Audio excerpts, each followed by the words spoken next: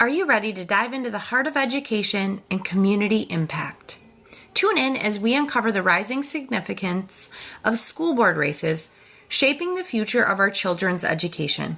Today, we're in for an open and honest conversation with an inspiring advocate, Jaime Kokaisel. She's not just running for the SoWashCo School Board, she's a voice amplifying positive change for our families. Don't miss out on this illuminating discussion, because when it comes to our children's future, every voice matters.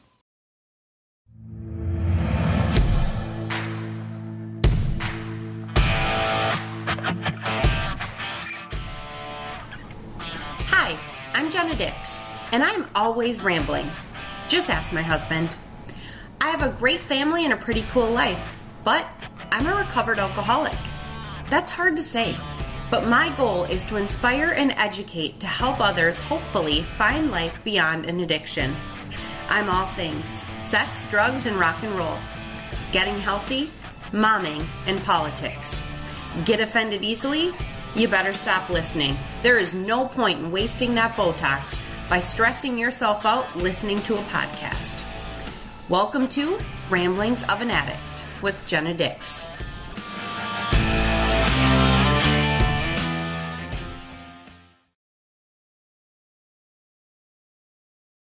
Today's episode is brought to you by products and services I'm thoroughly addicted to. Introducing Brynn Alden Design and Build, where every space they touch becomes your own sanctuary. Their clients, past and present, will attest to their commitment to amazing, one-of-a-kind design solutions. Kelly Mickelson, the principal of Brynn Alden, believes that everyone deserves to love their space. It is no surprise the company has won several awards for their beautiful work, and let me tell you, I have personally seen several of their projects, and they are absolutely beautiful. Brynn Alden Design and Build offers a unique design solution tailored to your individual needs while staying mindful of your budget. They take the time to personally interview each client to ensure that they are addressing all the items on your wish list. With their industry partners, they provide the utmost in full service remodeling, finding answers to any challenges that arise. Let Brynn Alden design your dream space. Brynn Alden Design and Build, helping you make your home a place you'll truly love. Catch their details in the show notes and make an appointment today.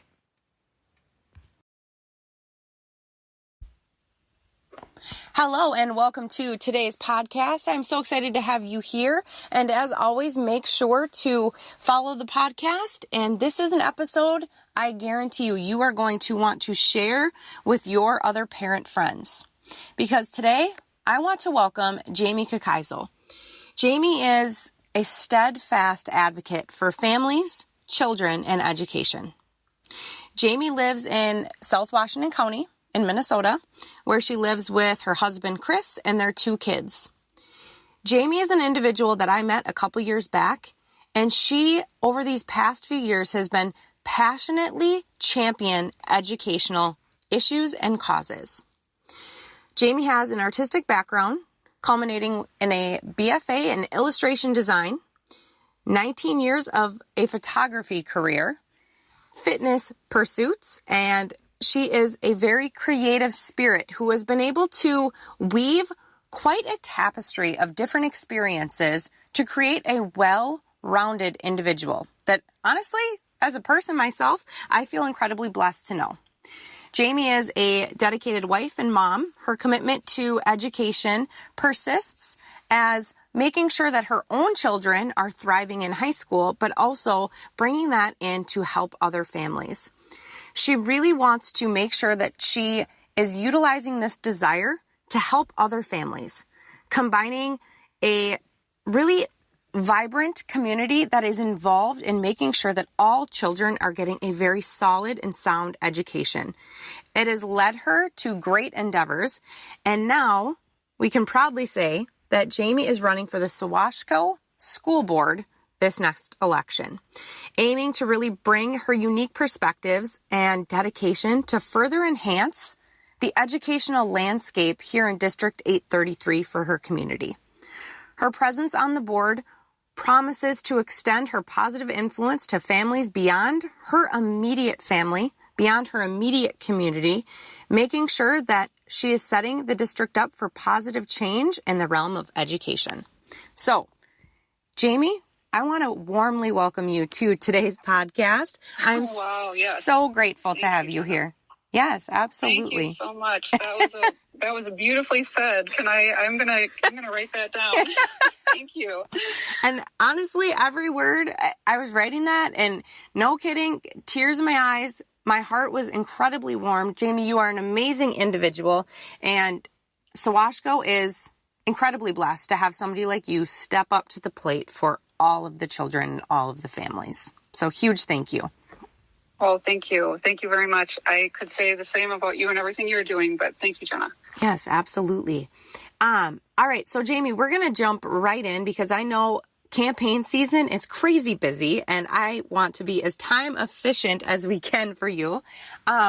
So first off, let's talk a little bit about you, who Jaime is, your journey, and what really has led you to run for the SoWashCo School Board.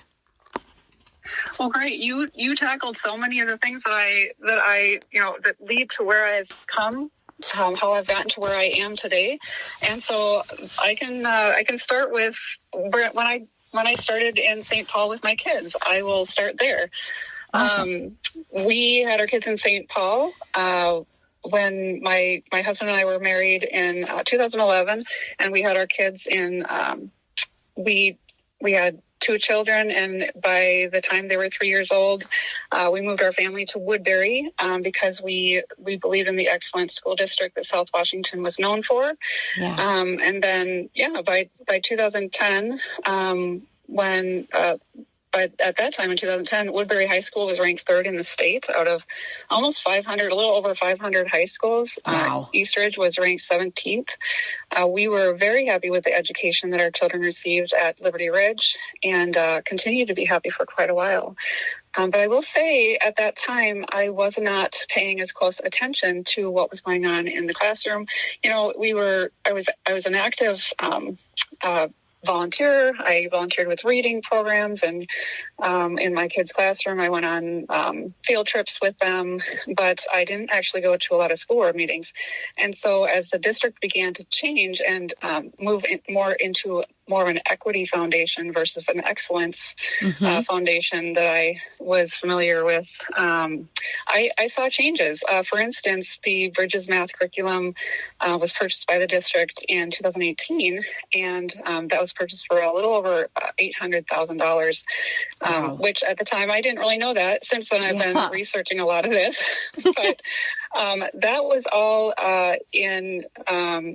It was a math concept that was foreign to so many parents because all of a sudden we weren't able to teach our kids at home anymore. And so when you think of creating a bridge between the family and the teacher, at that time, I was constantly trying to talk to the teachers and trying to build that bridge, especially for my son who really needed it.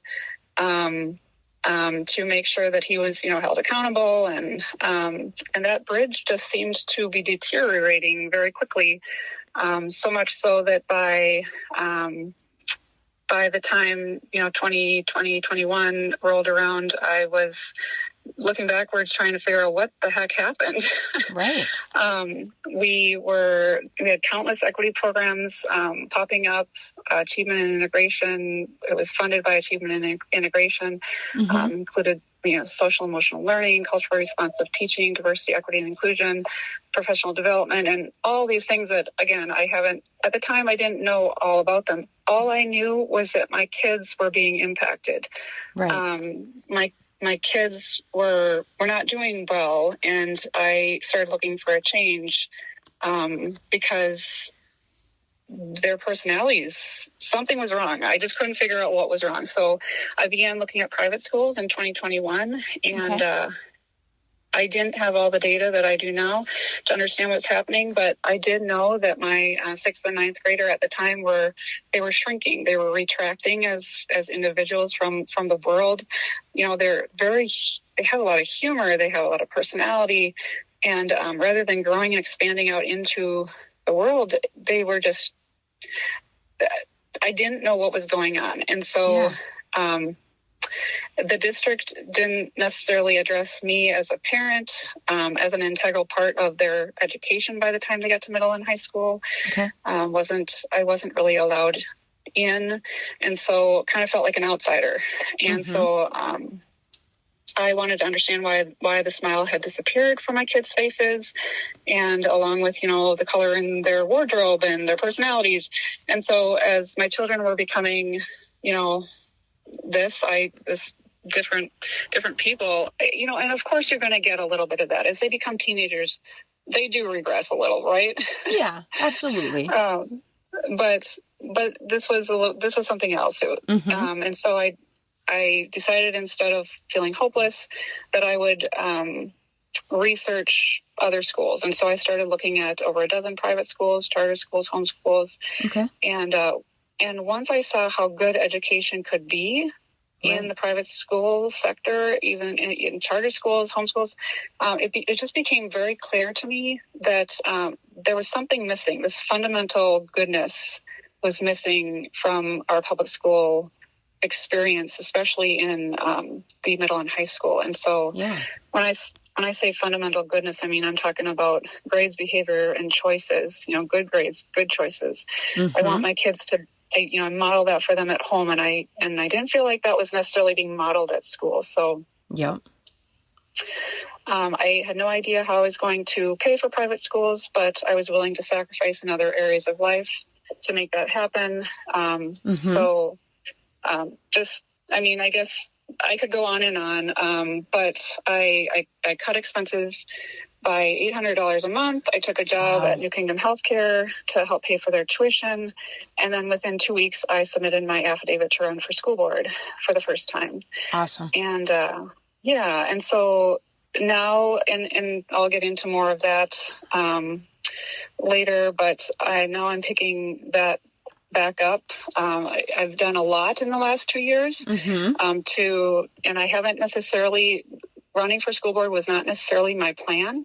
Again, I was planning on, I know a lot of people are kind of surprised at that, because I've done a lot in the last 2 years. I've done a lot of writing. But I haven't necessarily planned on writing. I was planning on helping support somebody. So I kept trying to find somebody to support in running for school board. Yeah. And I just felt like, I'm constantly praying about that and trying to figure out where I'm best suited to be, where the Lord really best, or where He wants me to be. Yep. And so through all that prayer, I decided that I needed to run a week before the filing date. Wow. So it's been a mad dash since August 1st, when I filed, to get to where I am now, and build my campaign. Absolutely. Well, Jaime, your story, I think so many other parents can relate to. That's something, my household has experienced. I know several other people that on a personal basis, on a personal level, that have voiced that, my kids have changed. And, I've talked to you, I've said it on this podcast before, so it's not information that's brand new to people, but, our daughter was struggling to the point where, we were battling just to get her to leave the home and go to school. And when she missed 10 days in one month, we're like, okay, what is going on? You're not really sick. Like what? And it was, I don't want to go anymore. I want to be pulled. So exactly. I can, keep going. When I talk to parents, I hear the same thing over and over. And I've encouraged some parents to look outside of, just to try to expand their horizons. I don't think that there's anything wrong with trying to find the best education for your child. Amen. But when I hear those stories, I just, and you hear them over and over and over, and I realize I'm not the only one. I thought I was the only one. No, not at all. And so that's awesome. And you were able to make some sacrifices and make it work for your family, which amazing blessing, right? But in the end, I love how you're using the knowledge and the skill sets you have gained to make sure that the school district itself is able to offer, like you said, that good curriculum, that good that good place for families that are not able, because let's face it, not every family is able to do private school or to homeschool. And we want to be able to offer that resource at the local public schools. We absolutely do. And yes, there's no reason why we can't. We have amazing teachers in this district. We do.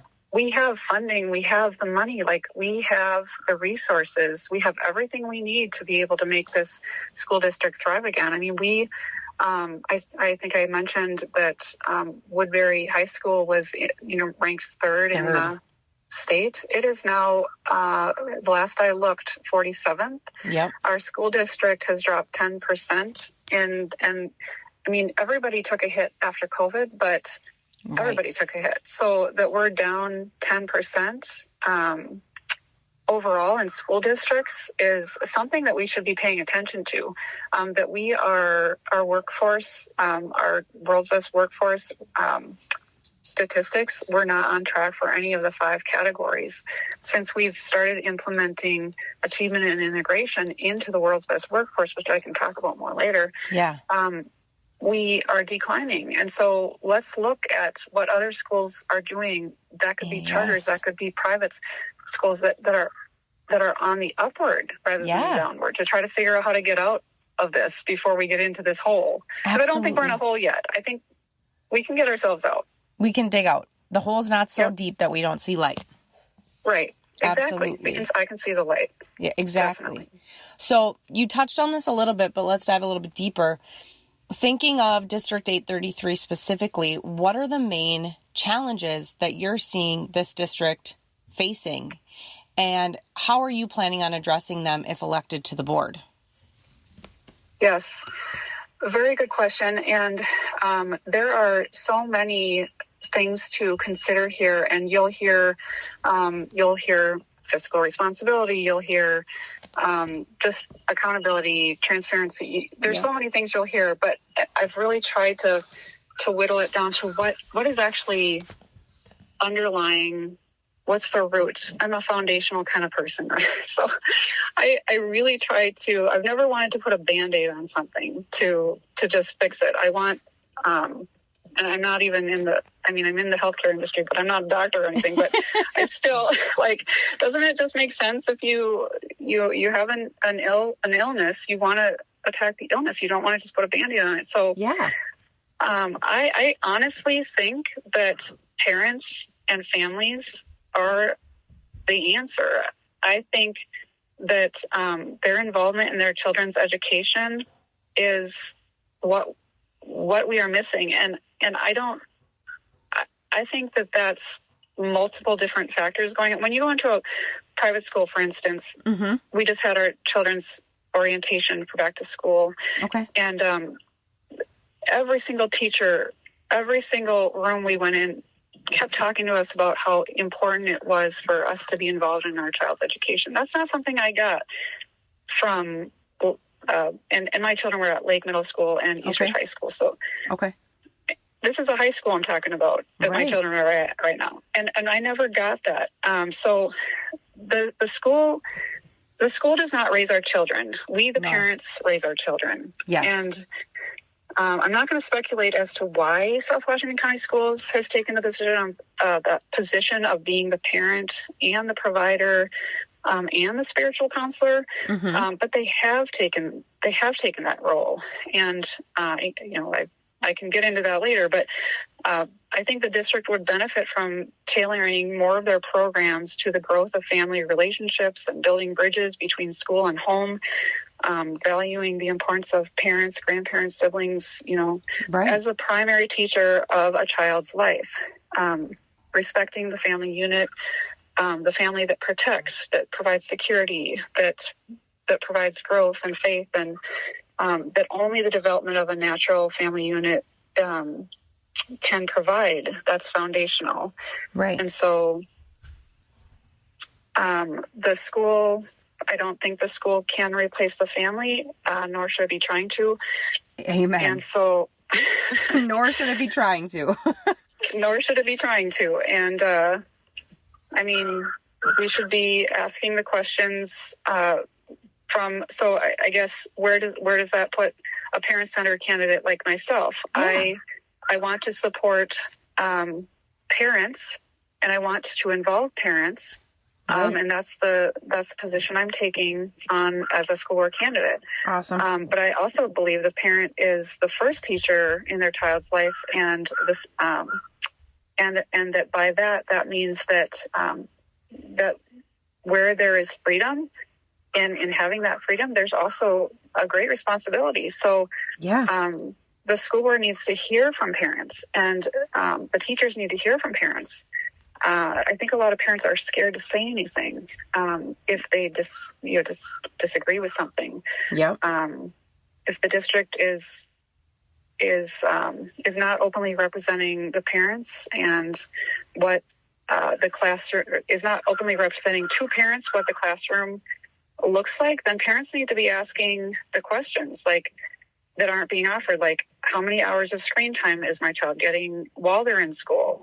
What videos are they watching? Right. What are those videos being sponsored by? Is it Disney? Is it MTV? What books are they reading? Right. Why is MTV a justifiable source for moral teaching? Yes. Or Disney or CNN 10 or BLM? They're being modeled as educators. Who's the perpetrator in a gender-inclusive sexual violence prevention curriculum? And then at what age is my child being introduced to these ideas, such as, pronouns, attraction, and the suggestive sexual content that's in our curriculum? Right. These are all things that need to be asked if they're not being provided. 1,000%. And you nailed that perfectly. Number one, the family should be the number one teacher. Making sure then, the education system, on the other hand, then should be making sure parents are given the resources of, hey, we're teaching XYZ, just a heads up, you might want to, these are some things you can discuss at home, or these are some topics we're going over. And, as a parent coming from District 833 myself, I can attest to, at least with our high school student, that was definitely not happening. Definitely not. And it did happen at one point in elementary school. When SEL was first introduced, social emotional learning. Yep. We were given, was your child, was she, let's see, this was around 2016, 17, 18, I think it was around 2018. Okay. They had these jars they would send home with the kids. I can't remember what they were called, but they were these jars, and they'd have all these questions. So you were supposed to sit down as a family and ask these questions with each other. It was meant to promote family. Yes. But that was SEL before equity was introduced. Now it's taken a turn, because now it's more of through an equity lens. Right. And now that we're doing SEL through an equity lens, we're not teaching family values, because now the school looks to be more like a family, looks to be trying to be more like a family. Again, we can get into that another time. Okay. How that's happening, but. Right. So just a quick question, and we don't have to dive too deep. This is, just me sitting here thinking as we're chatting about that. Are they using the equity lens with that piece and saying, leaning less towards family because they quote unquote don't want to make kids that don't have the typical family look, like, I guess, feel bad, for lack of better words? Is that one of their stances they're taking? Well, and they're not necessarily saying, so not every family is perfect. We're just going to put goodness, it that way. No. Yes. No. Yeah. And obviously my family's not perfect, right? It took me a long time to figure out how to be a mom. Yes. And my husband to be a father. We don't know what we don't know until we learn from it. We all learn from our failures, right? Yes. And some kids do grow up in broken homes. And I guess no teacher ever came right out and said, that's what it's about.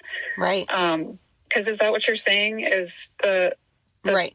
The schools are trying to address those kids who don't have a family life at home, correct? Is that what you're saying? That was kind of like my question. Like, if that's, if you were to ask, why is this happening? Is that one of the stances they'll say? Like, well, not every child has your typical family to sit down with and answer those questions. And my argument there is, yes, that is absolutely true. But we have put ourselves in the position we are in. Not you and me, but I'm just saying the greater picture, the greater society. And the school is a government institution that could turn that around. They do have the power to be different, to set a new culture. They can create a culture within their own school, and they can oppose that. But should we be, for instance, the welfare state, should we be promoting divorce and single mother parenthood? That's just one, for instance. Correct. Yeah. In all the books I've read that the school is assigning to the kids, there's a lot of brokenness. What we need is I guess I think of Take Charge Minnesota. Yes. I'm just thinking of people that are doing this right now. They are turning that narrative around. They're looking at, no, this is where we want to be. Yep. You want to project out into space, into the future. You want to project out into the future what your faith tells you. This is where I want to go, and then you need to move towards that. You don't want to be putting efforts into the parts that are making you worse. Right. As a society. I love that. And I mean, I think me and you could talk on that question for an entire episode, because we're, number one, very aligned, and number two, both very passionate about that. But exactly, the schools need to bring it back to, they are not the family unit. They are there to be a resource for our families, to make sure our children are getting the education, math, reading, writing, right? And then equipping the families at home to, hey, let's take this the next level, and letting the families really equip themselves moving forward. Yes, absolutely. Yep. Okay. So for time's sake, I'm going to push us to this next question here, because like I said, we could chat all day on that one. Yes. But let's say, so when you are elected, Jaime, you talked a little bit about the vision that you have. How do you envision this really, and you kind of already touched on this, but dive a little bit deeper. How is this going to benefit the kids, the students, and in essence, their families, and big overall picture, because they're all going to go out into the great world, right? How is this going to better benefit our community? Yes. Well, I really am focused on the workforce and what comes beyond high school. So K through 12 is the beginning. That's preparing them for their future. Yeah. I have a dream of what I would love in a utopian, what I would love to see. I'm only one person. Right. So what I would like to see and what actually is going to happen, I don't know. And, I do, I take it one step at a time. So you can't do much more than that. So my dream would be, we have all these different models of education, of learning, and we need to be respecting each other, and that we each bring something different to the table. So your private schools, they could be Christian or they could be secular. You could be charter, you could be parochial, you could be public, but they tend to compete and they don't tend to work together. Yeah. Now what that would look like exactly, I don't know, but they could also learn from each other's successes and failures. Yes. So right now, like you look at the national, which schools are performing the best nationally, and in Minnesota, they're all private schools. They're all private schools.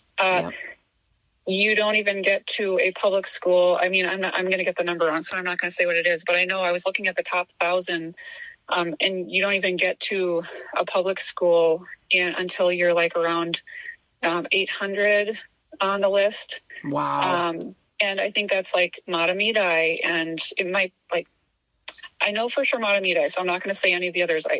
I think, they're generally in that area, which I know is a very different school district than ours, but demographics, population. But why couldn't we then look at that school or look at a charter or look at Math and Science Academy right here in Woodbury? In our district. What are they doing in our district? They're ranked at the top. Wow. On all the charts and across, for the last as many years as I've looked back. Look at them. What are they doing right? We could model after some of these programs that are doing a good job, that are getting kids into the workforce to be active, productive members of their society. Oh, amen. Exactly.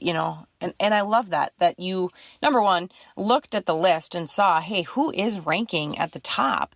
And if there are, which there are, if there are schools in your community that are ranking at a really decent level, sit down at the table with them and be like, hey, can we collaborate? That is what success looks like.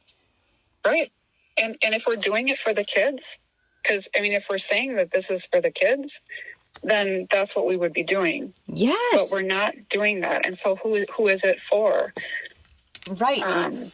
Because if it's truly for the kids, right, sacrifices are going to happen. Meaning, do you really want to have to go sit down with this private school or this charter school? Probably not. Because number one, it's a little humbling. Might even be a little embarrassing, we've really dropped in our ranks. But end of the day, if it's the kids, and parents all know this, or they should, you need to humble yourself and you need to be embarrassed at sometimes, because you have to do the uncomfortable to make sure your kids have the best they can. Exactly. Yep. There's nothing wrong with failing as long as you learn from it and you try to get better. But there is a problem with failing and accepting that failure and then calling it success. Yes, exactly. Oh, okay, Jamie, we're going to push into this next question here. Because like I said, campaign season is nuts. I've worked on campaigns and I want to give you as much time in your day as you can, because you have a short season. Yes.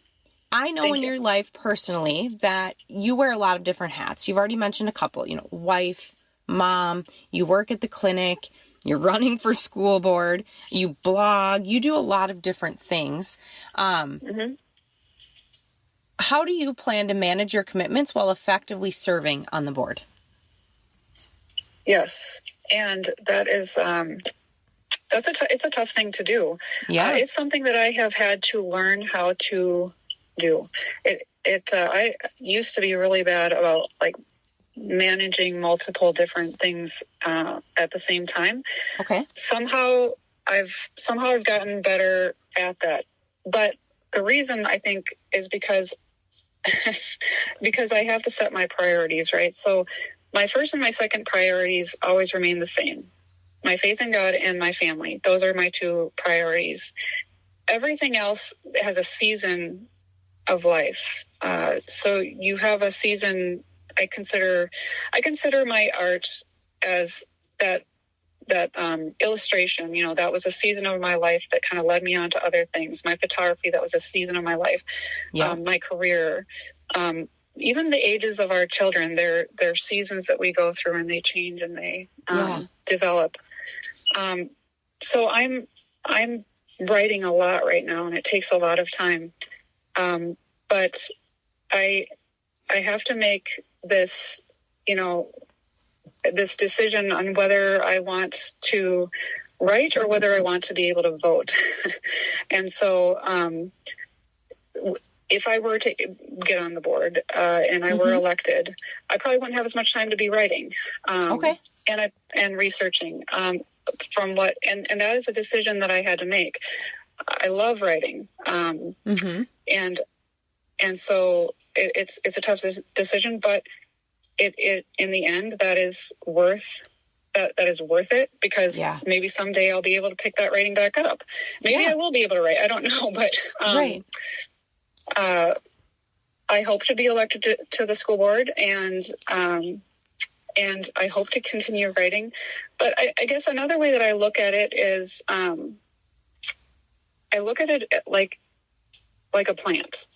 So I puzzle piece my whole day together with, and I'm sure you do too, with a calendar, you know, and all the different hats I wear, as you say.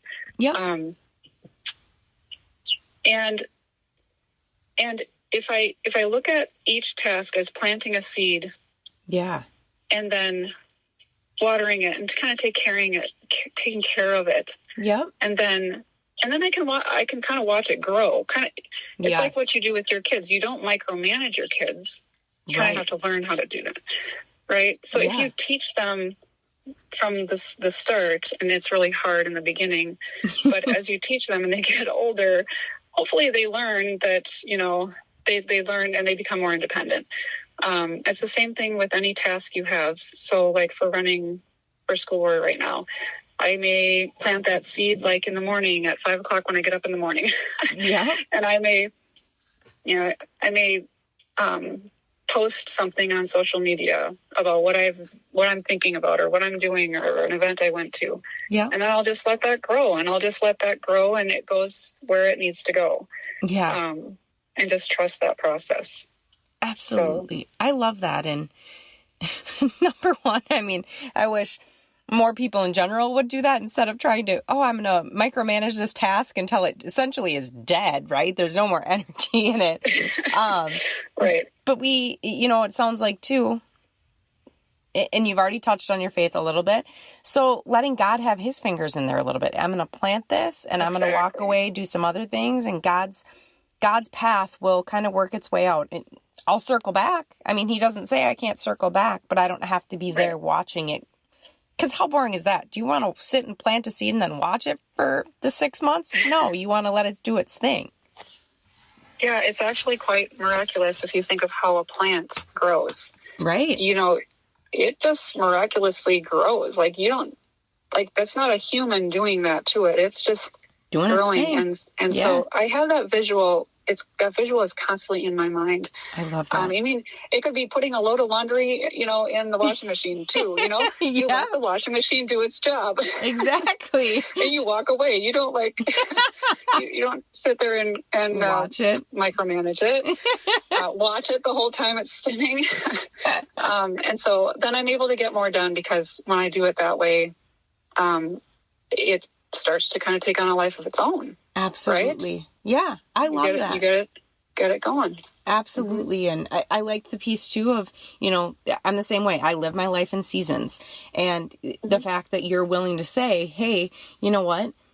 If and when I get on this board, which we're all saying our prayers, if and when, I might just have to be okay with the fact that I'm going to walk away from writing as much or writing at all, you know, making that decision. But you made that piece already, and what happens with it because you're now moving on to a different season.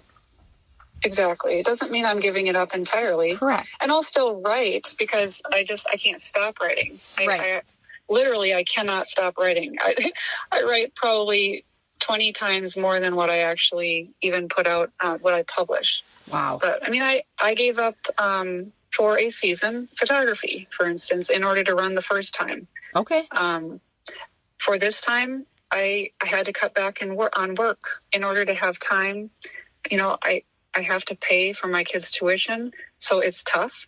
But I did have to. I'm only working 5 hours a week versus the 25 that I should be. So, but I will make that up later. Yeah, because exactly. This is important to me. Yep. Yeah. We make sacrifices. Exactly. We have to make sacrifices for that season of our life, and come back to it later. Yep, absolutely. Because we can't do everything, right, Jenna? No, we cannot. Although I think sometimes you do a really good job. You could probably answer this question better than me. Trust me, I cannot. Do you ever sleep, by the way? I do. Every now and then? Okay, good. Every now and then. Yes. Okay, so you've touched on this a little bit, but number one, it's just so important. Like I said, you know, we were touching on this a little, and I said we could talk on it all day, but end of the day, the parent-family role is so important. How do you believe that parents and families can truly play a significant role in supporting the education and the growth of the students in District 833. Yeah. And I guess I touched on that a little bit earlier. Yep. About the importance of the family and being the primary educator in their child's life. So in my campaign, I'm really trying to look at the path forward rather than looking backwards, and limiting distractions in the classroom. And honestly, that begins at home. So it starts with a firm foundation of that love and support that a parent provides, teaching those healthy boundaries. I mean, that's just, the more we can do that and teach them at home, the easier it'll be for teachers to teach them at school. It's like a complementary relationship versus one that's opposing each other. So when I guess as example, what are distractions that can pop up in the schools? Clothing, the lack of or too much or baggy or whatever clothing you're wearing can distract. Behavior can distract. Respect can distract. Obviously, safety can distract if you don't feel safe at school. If those are being taught in the home and are reinforced, then the school, like I said, has more of a complementary system of checks and balances. So encouraging that and parent participation. But your question is more directed towards what can the parents be doing? And I mean, I guess, again, I'll just go over all the questions. Don't be scared to ask questions of your teacher. At the beginning of the year, if you want to write a letter to your teacher and express maybe a concern that you have or an expectation that you have, but do it kindly, because, so that they understand, well, this is, say I teach this belief at home. If you have, if you are going to be teaching something to the contrary, can you please let me know? I mean, it's building that relationship with the teacher, because a lot of teachers don't want to be teaching some of the beliefs, that the ideologies that are going on in the classroom, and they need support. They need support, because if a parent never speaks up against it, then what is a teacher going to do? A teacher can't speak up against it without having a parent speak up against it. Very true. They need that backbone, essentially. Exactly. They need that support. And sometimes parents will be scared of saying anything because they think their child will be treated differently. But I think it's just the opposite. I really do. I mean, in talking to these teachers, they're struggling right now. They have so much on their plate, and they need the support of parents. And if I'm on the school board, I can help support from the district level that relationship. Right. Absolutely. And two notes. One, like, I loved how you just said, what is being taught at home. Like, it comes down to, like you said, clothing, behavior. And if you're teaching solid foundations at home, and then, like back in the day, at least in my time even, which, I mean, was longer than I'd like to admit, but wasn't too long ago. Not as long as me, but when you would be threatened with a note home, majority of us kids were like terrified. And nowadays, number one, you're not even going to get a note home. And even if they were threatened with that, a lot of kids would be like, yeah, so like, so having that supportive family with, and again, I think that goes back to before, having that solid family foundation with groups like Take Charge, really kind of leading that and trying to bring that back to society. But one thing that I want to make sure I encourage, and people on this podcast know that I'm very much in the political space. One thing that a lot of people forget, go vote. So on election day this year, or if you want to go vote early, which, I mean, there's like 18 days to do that, go vote. Get educated on what's going on. And even if it's not a presidential election year, there's still typically things going on in your community. Like this year, if you're in 833, make sure you get your booty to the poll or to your early location and vote. Figure out which candidates, which I obviously have my preference, right? My preferences, but yes. Go vote. Figure out who you're going to support and make those decisions, because that is one of your duties as a parent. Yeah, and along those lines, even just before voting begins, get involved in different groups, whether it be parent groups or political groups. Yes. Your local BPOUs, I got involved in, I wanted to help with steering the party and the choice of candidates, so I became a delegate. Yeah. It's just I never thought that I still don't really consider myself very political, although my kids will tell you otherwise. But I that's not the first thing about who I am. Correct. And it doesn't have to be the first thing about who you are. It doesn't have to define who you are, your political perspective. But what does define you are your beliefs. And like in my case, Jesus defines who I am. And, yes. And then all the rest kind of falls into place.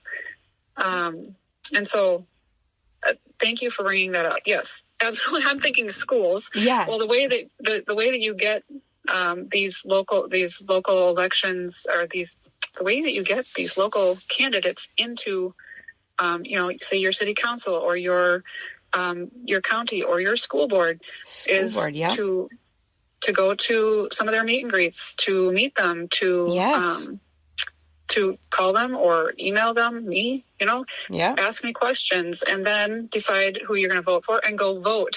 Go vote. Absolutely. Yeah. Use your voice. So good reminder. Use your voice. Yes, absolutely. Yep. A vote is a voice. Yep.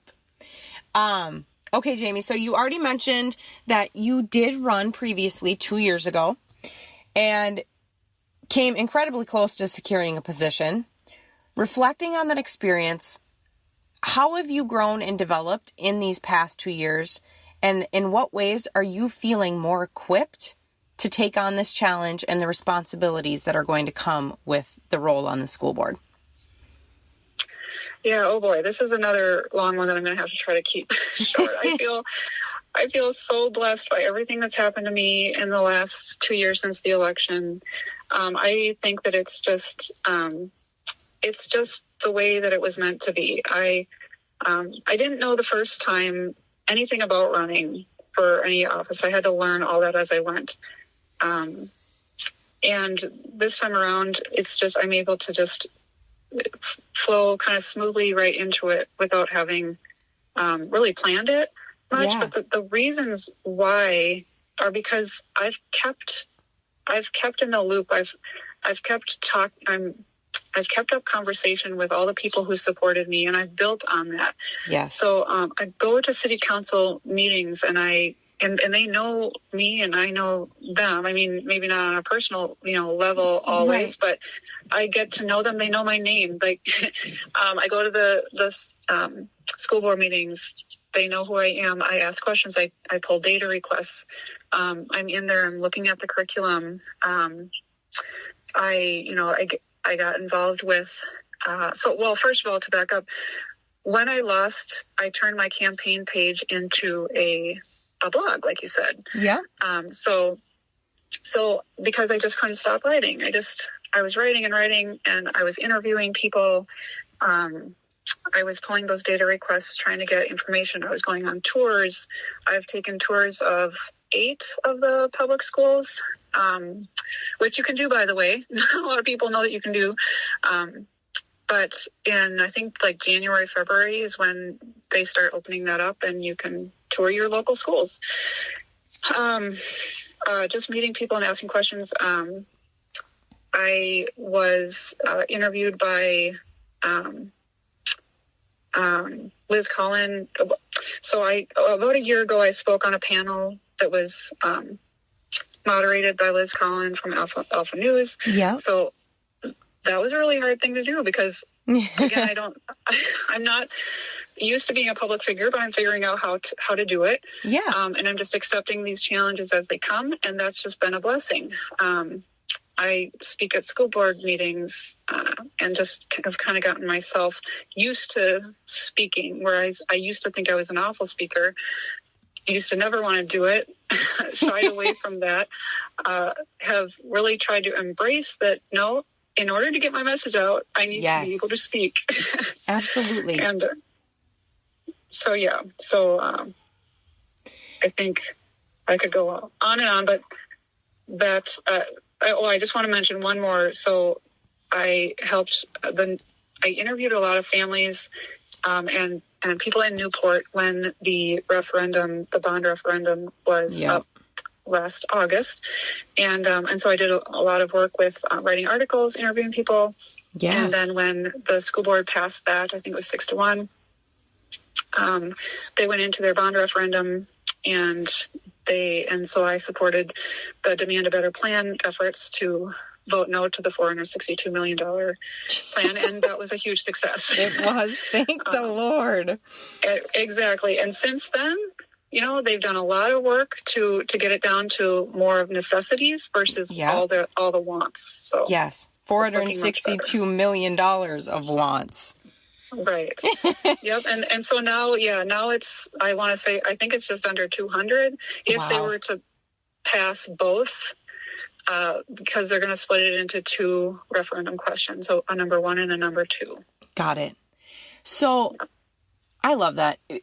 Saturday I had a class myself, and I was, we had a speaker, and she's talking about how the first time you do something that's like gut-wrenching difficult, it's like you just the butterflies are everywhere, and you just take a big gulp and you just plow through, and it never necessarily becomes easy, but you just get to the point where you're like, you know what? I need to do hard things. And it sounds like the last 2 years you've done that, exactly that. And even though it may not, it doesn't come to you 1,000% naturally, like I'm going to sit down and get interviewed by Liz Collins on this podcast or on this, panel, and it's going to be easy peasy. It's still hard, but you're like, the outcome of this, the path that I'm on, it is worth it. I need to do this. It is. And when I think back on what I haven't, I have to tell you, this is all just been the Lord working these things in my life.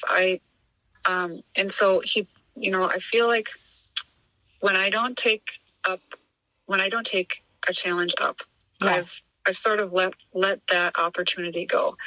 And so there have been multiple things that I have said no to that I regret, but there's been a lot that I've said yes to that I'm realizing now why that was presented to me, why I met that person that I did on the soccer field 3 years ago, why I met, the lady that introduced me to Liz Collins, and now, the stream that just keeps flowing. When you say yes to a challenging situation that is right. When you trust him, when you trust him with a challenge he puts in front of you, you are reconfirming with him that you're willing to be on the path. And then there is so much method to his madness of greatness, right? Like all of a sudden you're like, oh, now I see these dots connecting and why he placed them all there. Exactly. Oh, I love that. And you can see it hindsight, and you will never know everything. My favorite passage in the Bible is Isaiah 55:8, where it's, "For my thoughts are not your thoughts, neither are your ways my ways, declares the Lord. For as the heavens are higher than the earth, so are my ways higher than your ways, and my thoughts than your thoughts." And Absolutely. that's just so true. I'm not going to know everything. Correct. But he does. He does. And we just have to trust and have faith, right? Mm-hmm. Absolutely. Yep.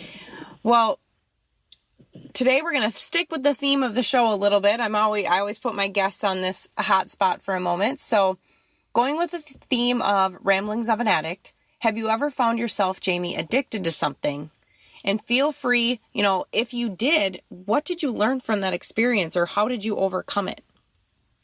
Yeah. And addictions are not something to be shy about, really, because they do help us grow.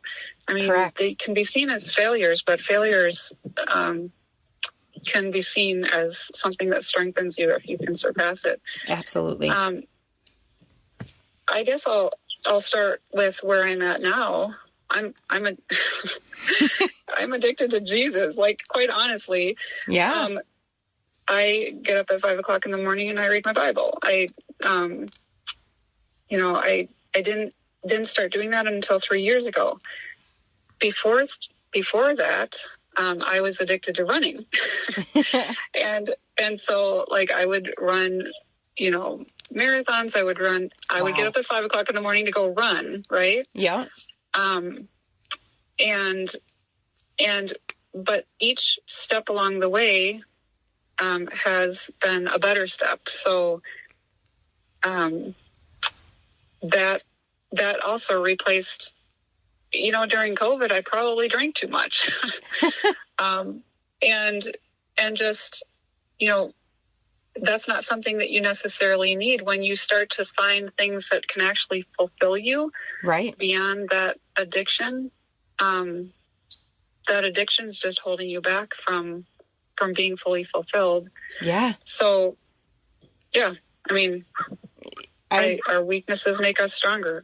They do. Absolutely. I mean, once you're able to admit that there is an addiction or a weakness and you're able to address that, the beauty on the other side of that is honestly unlimited.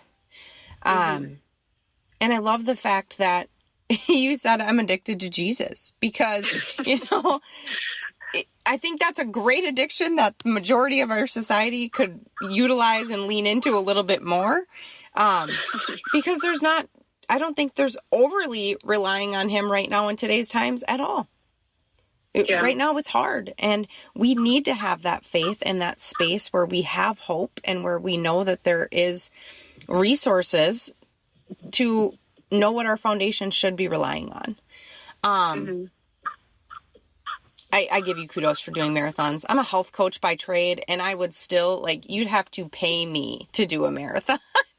So that shows in my mind someone that has some solid dedication.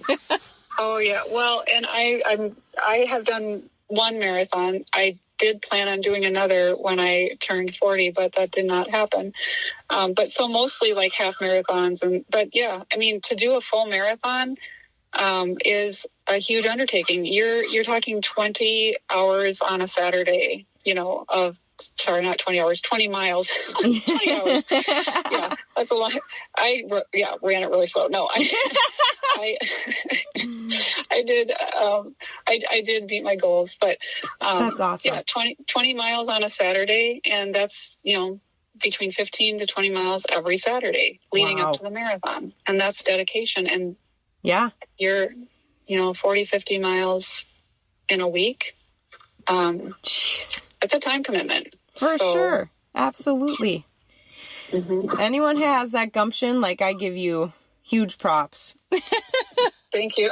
Absolutely. Yeah.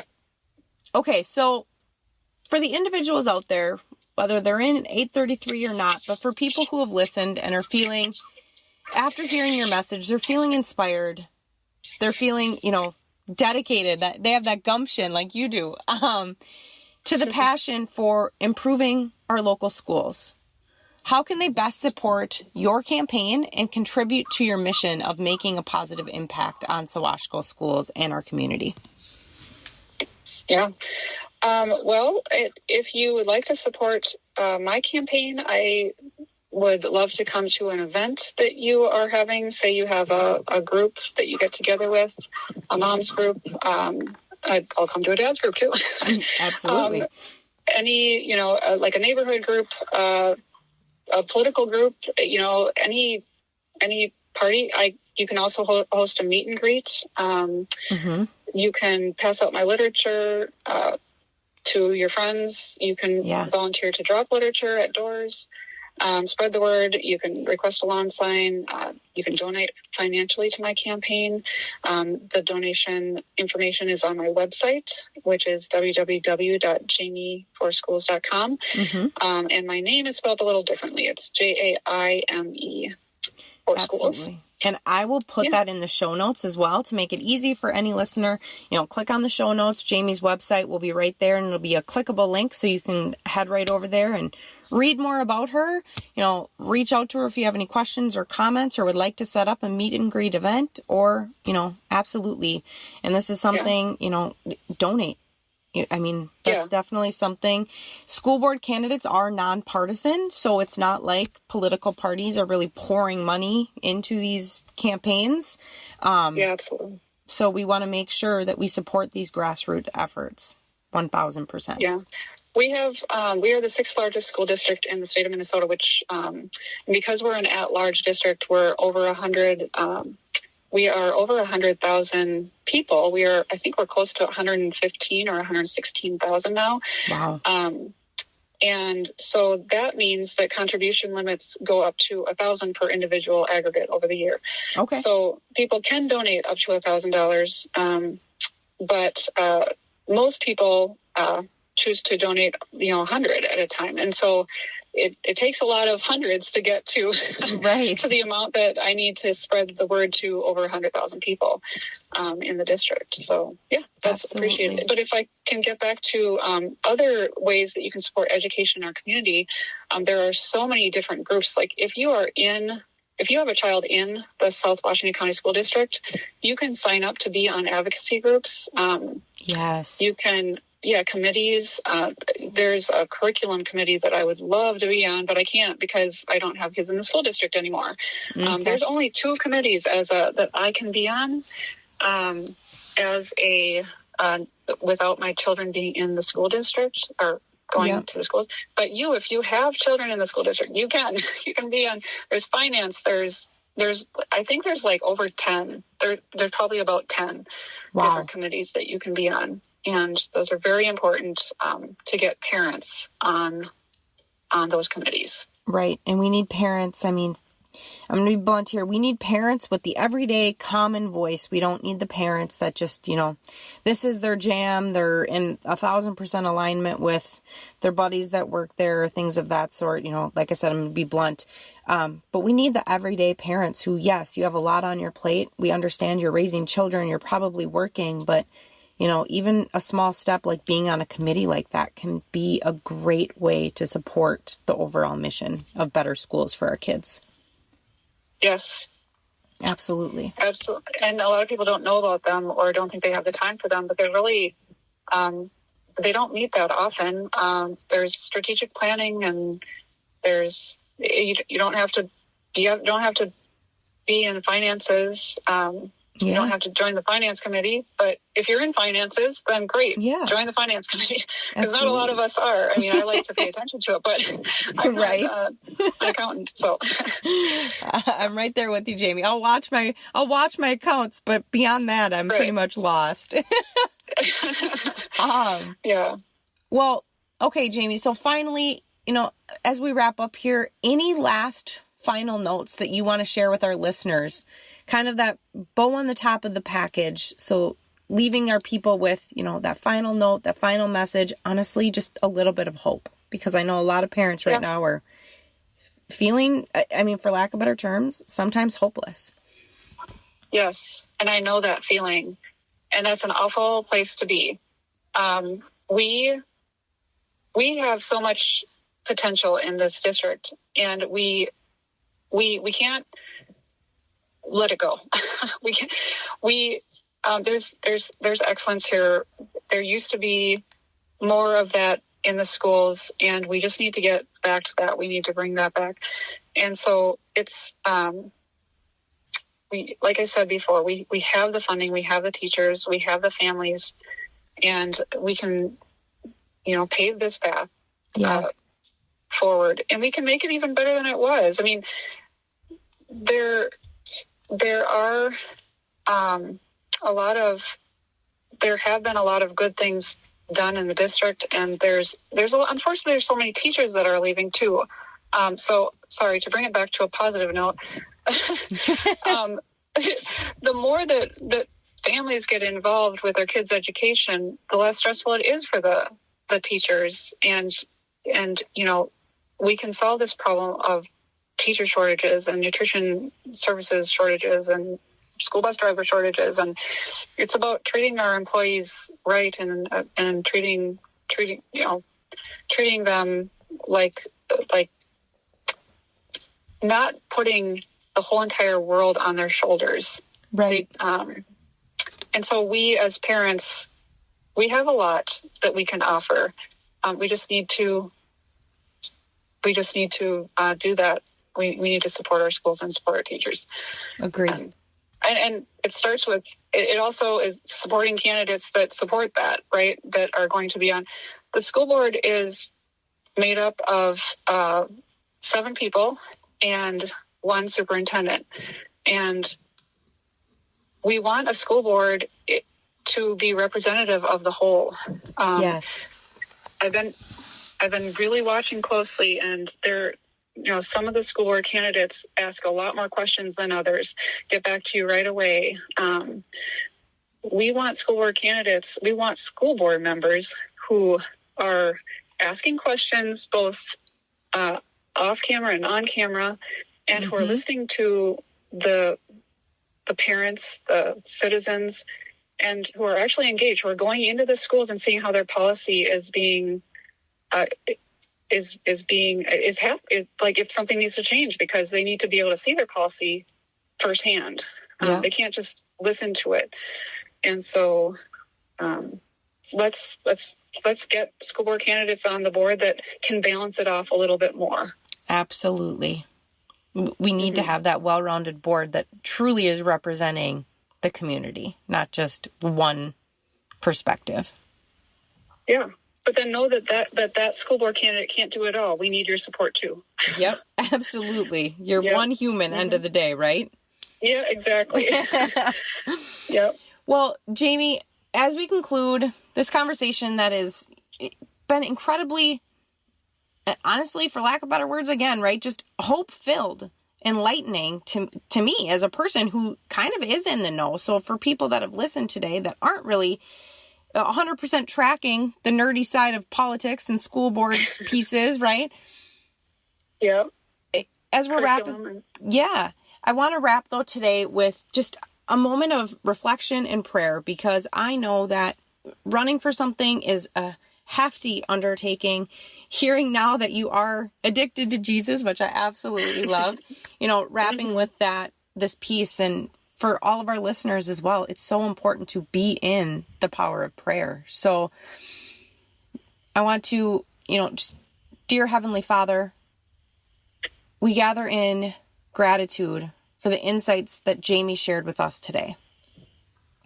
We're reminded of the power of advocacy, dedication, gumption, as we learned, the pursuit of positive change for our community.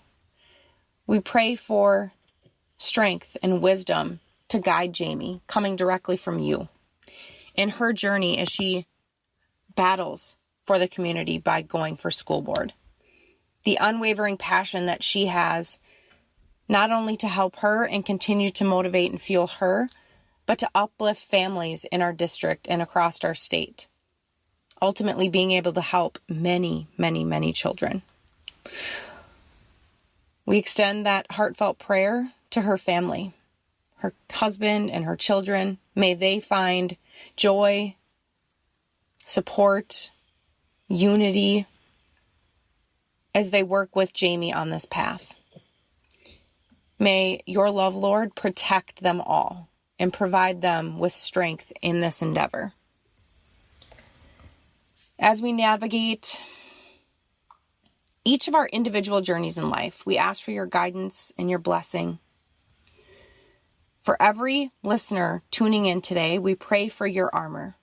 Lord, keep them protected.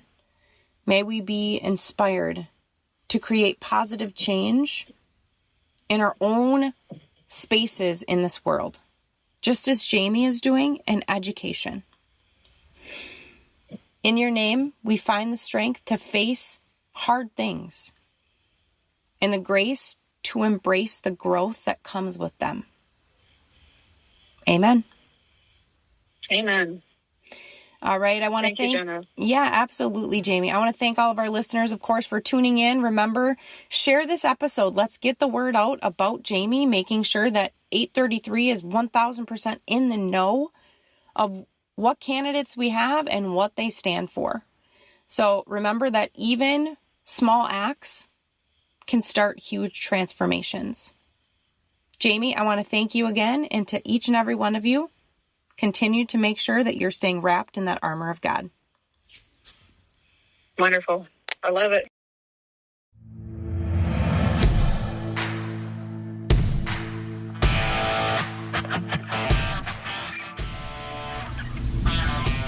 Thanks for tuning in to another episode of Ramblings of an Addict with Jenna Dix. Remember, if you are battling an addiction, reach out for help and support. There are many resources available to assist in your journey towards recovery.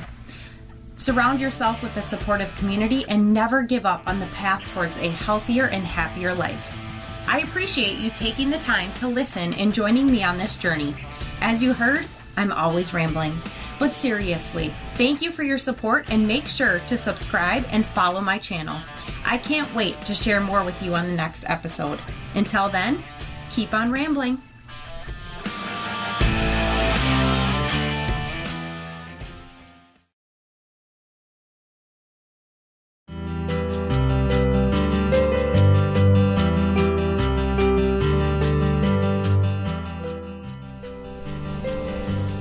If you have found this podcast helpful and want to dive deeper into personal growth and self-improvement, be sure to head over to my website, jennadix.com. You'll find a wealth of resources there. There is a little less drugs, sex, and rock and roll these days, but whether you're interested in getting healthy, information on momming or parenting, or politics, jennadix.com has something for everyone. So, what are you waiting for? Head to jennadix.com today and start your journey towards personal growth and self-awareness. See you there.